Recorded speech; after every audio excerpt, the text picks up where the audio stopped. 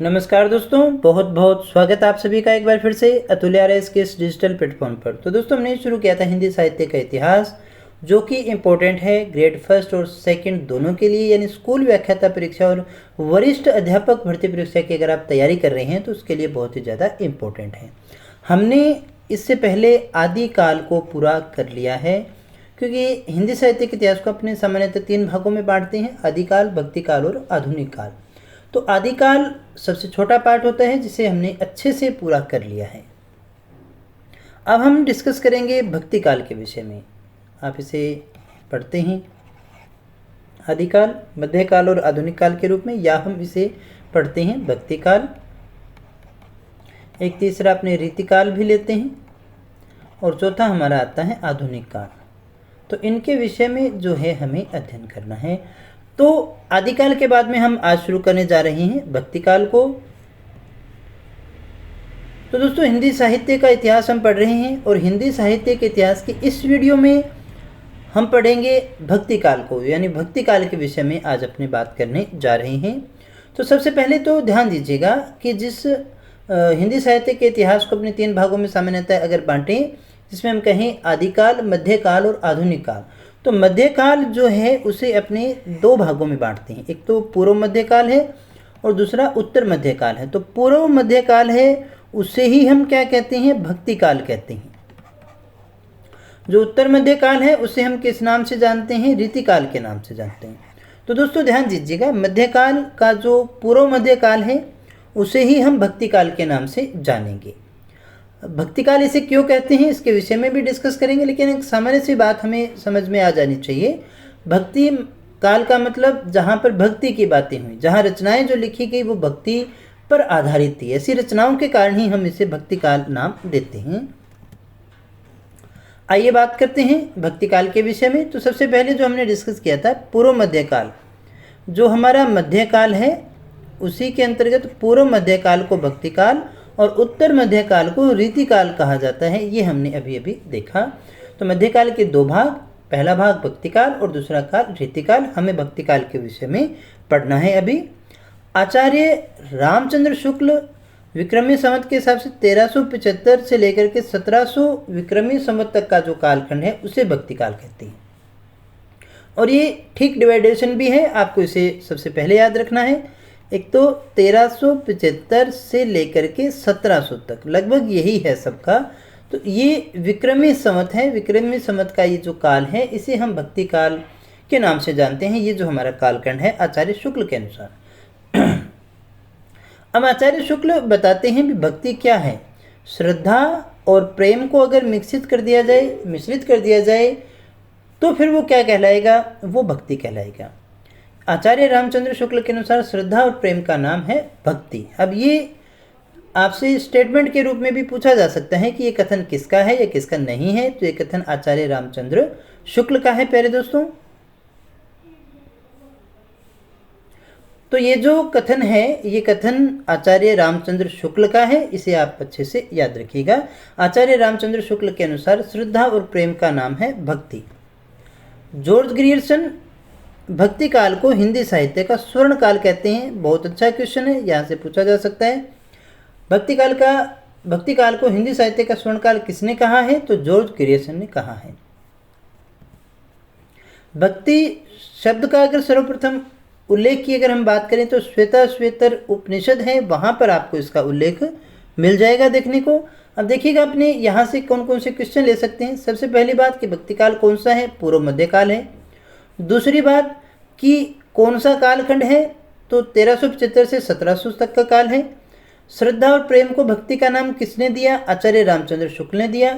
हिंदी साहित्य का स्वर्णकाल भक्तिकाल को किसने कहा? तो वो जॉर्ज ग्रियर्सन के द्वारा कहा गया। भक्ति शब्द का सबसे पहले उल्लेख कहाँ मिलता है? तो श्वेताश्वेतर उपनिषद में मिलता है दोस्तों।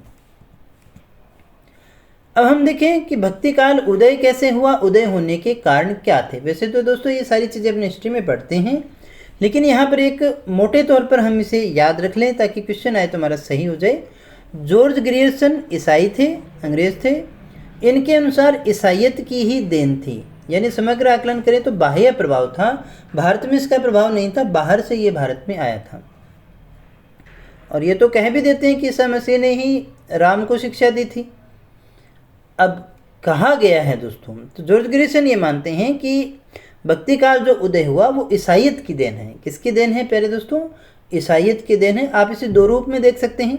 ईसाई धर्म का प्रचार प्रसार हो रहा था, तो हमने अपने धर्म को बचाने के लिए भी इसको लेकर के आए, लेकिन ये एक अलग दृष्टि से देखते हैं। तो आपको यहाँ पर जो याद रखना है वो ये है कि जॉर्ज ग्रिसन के अनुसार कारण क्या है? ईसाइयत की देन है, जो बाह्य प्रभाव के अंतर्गत आता है। ताराचंद किसको मानते हैं? अरबों की देन मानते हैं। किसकी देन मानते हैं? अरबों की देन मानते हैं।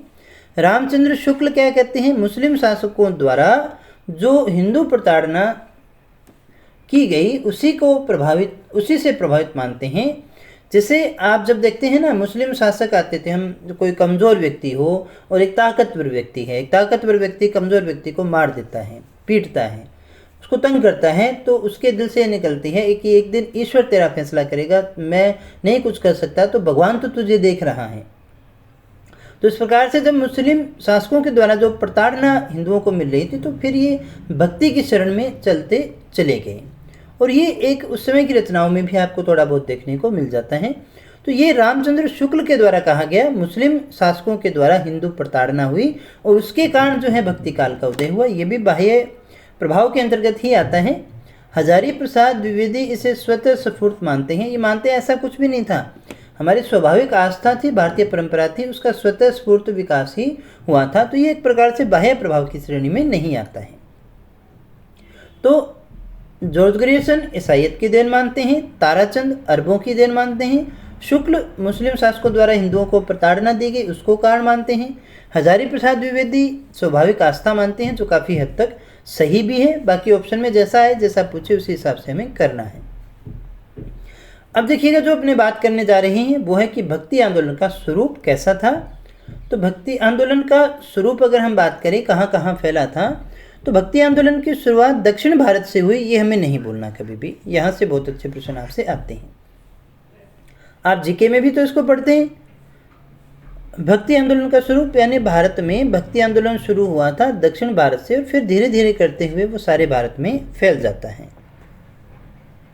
उत्तर भारत में इसे फैलाने का श्रेय रामानंद और वल्लभाचार्य को जाता है। ये क्वेश्चन इंपॉर्टेंट है, विशेष रूप से रामानंद का नाम आता है हिंदी के कारण। तो देखिएगा क्या कहा हमने, भक्ति आंदोलन दक्षिण भारत में उदय हुआ, धीरे धीरे सारे भारत में फैला। उत्तर भारत में इसे फैलाने का श्रेय जो है रामानंद और वल्लभाचार्य को जाता है। दक्षिण भारत में अलवार और नयनार जो थे उनको जाता है, अलवार 12 संत थे। बंगाल में चैतन्य महाप्रभु को जाता है और आसाम में शंकर देव को जाता है। ये क्वेश्चन भी बहुत बार पूछ लिया जाता है। ये सारे अच्छे अच्छे प्रश्न हैं, यहाँ से डायरेक्ट आपके क्वेश्चन आते हैं। चैतन्य महाप्रभु भक्ति आंदोलन के प्रणेता कह सकते हैं या विस्तारित करने की बात कर सकते हैं। असम के अंदर शंकर देव का नाम आता है। महाराष्ट्र में देखिएगा वारकरी संप्रदाय था, संत ज्ञानेश्वर और नामदेव, विठोबा का भक्त था ये, एकनाथ, तुकाराम, ये सभी इससे जुड़े हुए थे। और उड़ीसा में पंच सखा थे। पंच सखा कौन? बलराम दास, अनंत दास, यशवंत दास, जगन्नाथ दास और अच्युतानंद दास, ये 5 थे। तो दोस्तों ध्यान दीजिएगा, उत्तर भारत में कौन है? रामानंद और वल्लभाचार्य, दक्षिण में अलवार संत है, बंगाल में चैतन्य महाप्रभु, आसाम के अंदर शंकर देव, महाराष्ट्र में वारकरी संप्रदाय, उड़ीसा के अंदर है पंच सखा। अलवार भक्त कौन थे? अब इन्हें भी थोड़ा सा समझ लेते हैं, क्योंकि यहाँ से डायरेक्ट जो है वो क्वेश्चन आ जाते हैं और बहुत कंफ्यूज हो जाते हैं यहाँ पे। आलवार कौन है? वैष्णव भक्त हैं, ये याद रखिएगा दोस्तों। तमिल भाषा में वैष्णव भक्तों को आलवार कहा जाता है।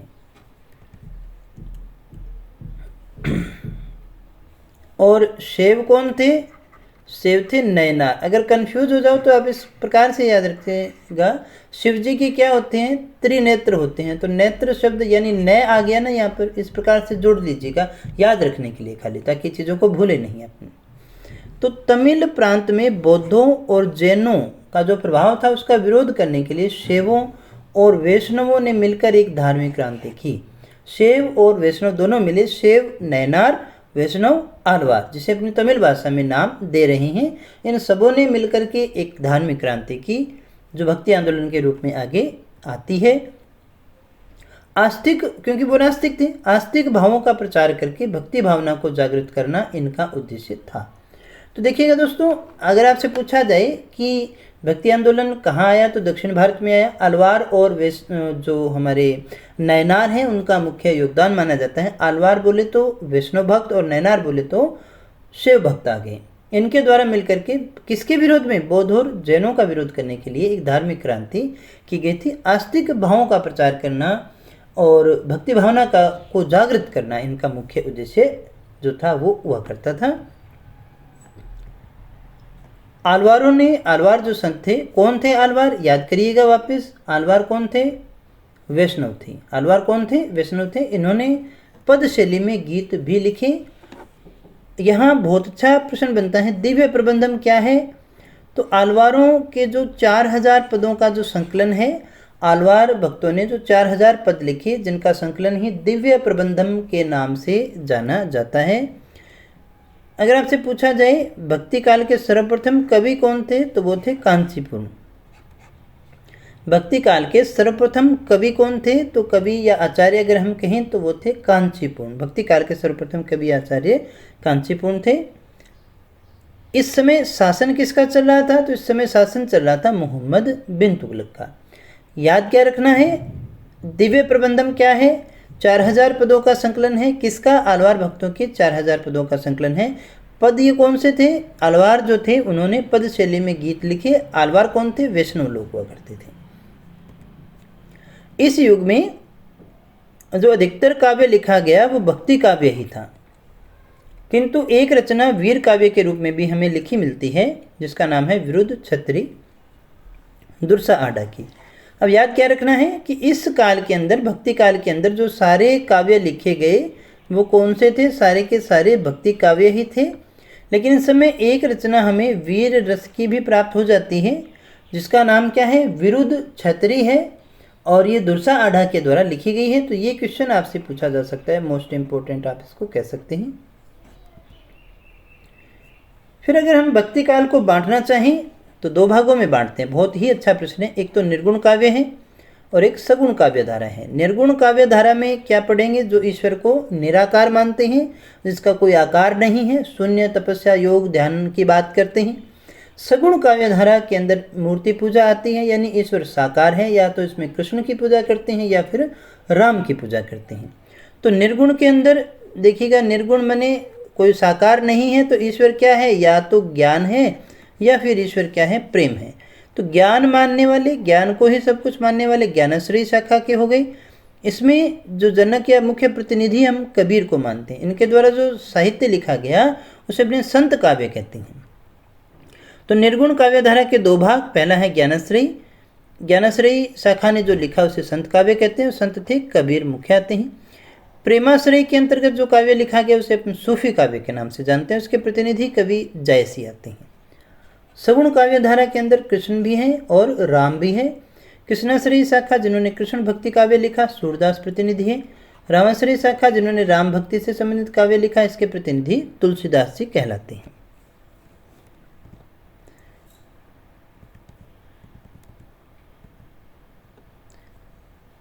अब इसके बाद में हम बात कर लेते हैं एक एक करके निर्गुण और सगुण के विषय में। तो सबसे पहले हम बात करते हैं निर्गुण काव्य धारा के विषय में।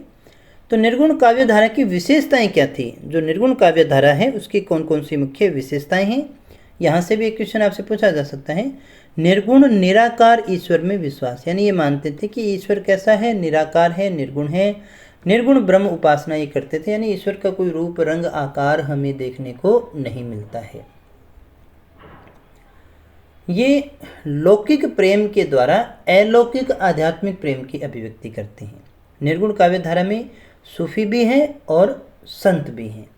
तो सूफी में आप देखोगे कि लौकिक प्रेम के द्वारा अलौकिक प्रेम की अभिव्यक्ति की जाती है। यानी प्रेम तो जैसे अपने पद्मावत को पढ़ते हैं तो उसमें संकेतों के माध्यम से समझाया जाता है। धार्मिक रूढ़ियों और सामाजिक कुरीतियों का जैसे कबीर जी ने विरोध किया था, तो यहाँ पर विरोध भी किया गया था। जाति प्रथा का विरोध है। हिंदू मुस्लिम एकता का समर्थन यहाँ पर किया गया। कबीर जी की रचनाओं में आपको देखिए मिलता ही ना, या तो उन्होंने विरोध किया तो दोनों का किया है, अगर समर्थन किया है तो दोनों की एकता का समर्थन किया है। रहस्यवाद का प्रभाव, रहस्यवादी रचनाएं जो होती है जिसमें कुंडलिनी जागरण आदि की अपनी बात करते हैं, तो उसका प्रभाव यहाँ पर आपको देखने को मिलेगा। भाषा इनके सदुकड़ी ज़्यादातर आपको देखने को मिलती है, या फिर ऐसी भाषा का प्रयोग किया गया जो लोक भाषा है, वहाँ की जन भाषा है।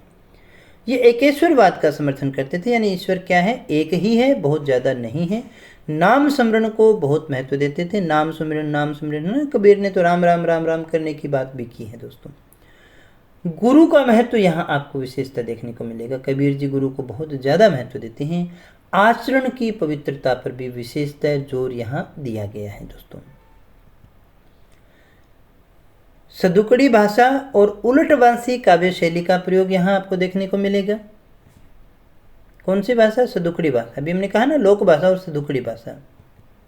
शांत रस की प्रधानता है, ईश्वर से संबंधित, ध्यान से संबंधित जो रस होता है उसमें शांत रस के रूप में देखते हैं। जब आप भक्ति में जाओगे तो वहाँ कुछ जगह आपको वात्सल्य रस भी मिलेगा, श्रृंगार रस भी देखने को मिल सकता है। सामाजिक सुधार और जन जागरण, असल में जो संत काव्य वाले थे वो एक प्रकार से जन जागृति, समाज सेवक भी अपने उनको कह सकते थे। उन्होंने समाज सुधार का कार्य ज़्यादा किया था दोस्तों। हम देखिए निर्गुण काव्य धारा के भेद तो हमने अभी देखा, दो भागों में हम इसे बांटते हैं, ज्ञानाश्रयी काव्य धारा जिसे हमने संत काव्य कहते हैं, और प्रेमाश्रयी काव्य धारा या फिर सूफी काव्य के रूप में हम इसे देखते हैं। ज्ञानाश्रयी वो जो ज्ञान की बात करते हैं, ज्ञान के द्वारा आई ज्ञान की अंधेरे, जैसे कबीर जी में हम देखते हैं ना, तो वो संत काव्य के रूप में आता है। प्रेमाश्रयी काव्य धारा, सूफी काव्य जो प्रेम को ही सब कुछ मानते हैं, प्रेम से ही ईश्वर की प्राप्ति संभव मानते हैं, वो प्रेमाश्रयी काव्य धारा के अंतर्गत आता है। ज्ञानाश्रयी और प्रेमाश्रयी का ये जो नामकरण है वो शुक्ल के द्वारा किया गया है। ये हमारा बहुत अच्छा क्वेश्चन बन जाता है। ये जो नामकरण आप देख पा रहे हैं ये आचार्य शुक्ल के द्वारा प्रस्तुत किया गया नाम है। संत काव्य एवं सूफी काव्य नामकरण जो है वो डॉक्टर राम कुमार वर्मा के द्वारा किया गया है। यहाँ पर दो नाम आपको मिल रहे हैं। अगर ये वाला ज्ञानाश्रयी और प्रेमाश्रयी की अगर हम बात करें तो ये तो किसका दिया हुआ है, शुक्ल का। और अगर हम संत काव्य और सूफी काव्य की बात करें तो ये दोनों ही राम से ही संबंधित है। ये राम कुमार वर्मा का दिया हुआ है, ये रामचंद्र शुक्ल का दिया हुआ नाम है। तो दोस्तों आज के लिए इतना ही, मिलते हैं नेक्स्ट वीडियो में कुछ और नए तथ्यों के साथ, और भक्ति काल की जो बाकी बातें हैं उनके विषय में हम बात करेंगे। तो दोस्तों मिलते हैं नेक्स्ट वीडियो में, तब तक यूं ही हमारे साथ में बने रहिएगा। बहुत बहुत धन्यवाद।